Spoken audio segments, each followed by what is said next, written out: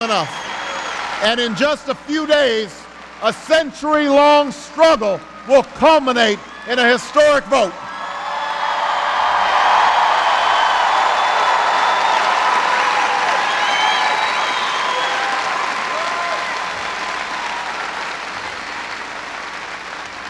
We've had historic votes before. We had a historic vote to put Social Security in place to make sure that our elderly did not live out their golden years in poverty. We had a historic vote in civil rights to make sure that everybody was equal under the law.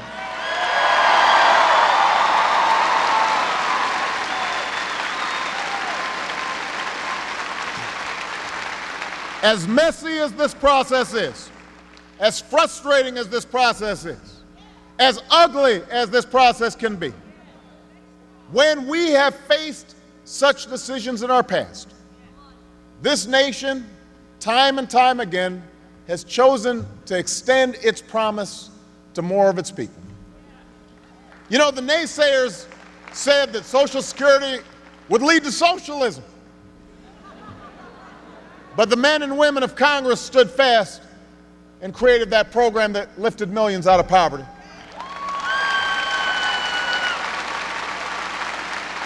There were cynics that warned that Medicare would lead to a government takeover of our entire healthcare system,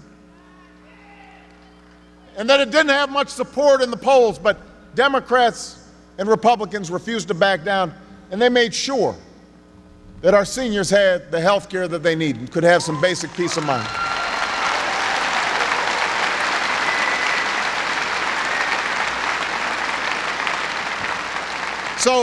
So previous generations, those who came before us, made the decision that our seniors and our poor, through Medicaid, should not be forced to go without health care just because they couldn't afford it.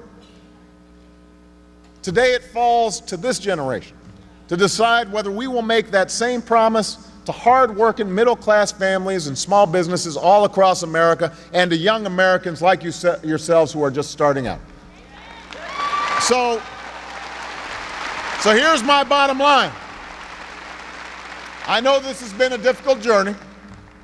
I know this will be a tough vote. I know that everybody's counting votes right now in Washington.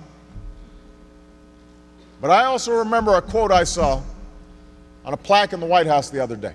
It's hanging in the same room when I demanded answers from insurance executives and just received a bunch of excuses.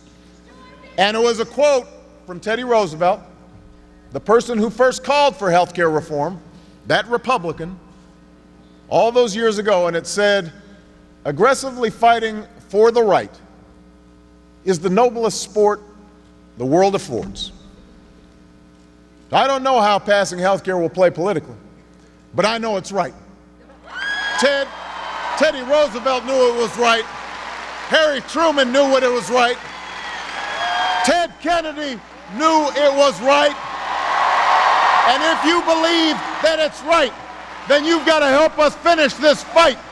You've got to stand with me just like you did 3 years ago and make some phone calls and knock on some doors, talk to your parents, talk to your friends. Do not quit.